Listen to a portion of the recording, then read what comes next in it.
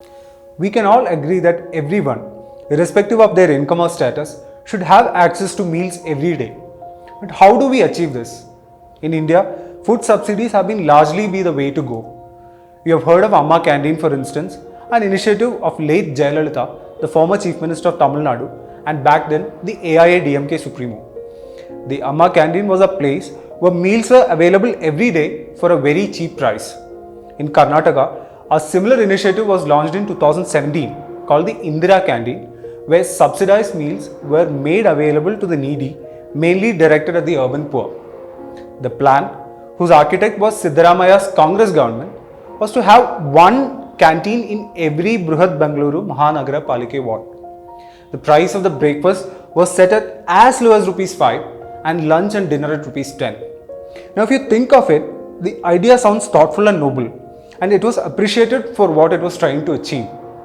But the canteens have dug themselves into one hole after other right after the inception. Early on, Bengaluru residents who stayed near the upcoming canteens expressed their displeasure as they felt that waste management would suffer and the traffic would go out of hand as a result of these units coming up in their neighborhood. Then, a week after these canteens began operating, media reporting indicated that these canteens were being run without necessary Food Safety and Standard Authority of India licenses, which is embarrassing apart from being illegal. Licenses are granted after the Food Safety Department official visit the establishment and inspect the food and hygiene standard, and for a facility that looks to serve the need of those in need, this step is critical.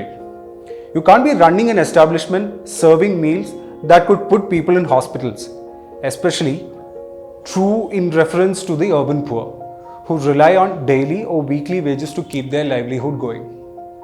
If you've been following the news lately, you will notice that this has now come to bite them in their bottoms. The food has now been flagged for poor quality in tests carried out by at least two labs, the government-run Public Health Institute and the Ramaya Advanced Testing Laboratory. The presence of bacteria and fungus was reportedly detected in the food samples. This is terrible. Yes, we must address the problem of universal accessibility to food, but meals shouldn't be provided just for the heck of it. Public health must assume top priority, especially when the government is at the helm. But that's what when you try to push through an initiative more for political gains rather to genuinely support those who are struggling to meet the ends. Thankfully though, Bengaluru has many darshanis and small eateries, including the street food stalls that offer meals throughout the day. The prices are certainly higher, but still compared to those in the Indira canteens. And given that the food in the canteens are unfit for consumption, one might just be well advised to try out at these eateries, at least and we gain some clarity on the quality of food being offered in Indira canteens. Guess we'll know soon with the BBMP sending the food samples for testing to the FSSAI labs. But who is to say that the government labs won't come under pressure to give the meals a clean chit? Things just aren't looking great.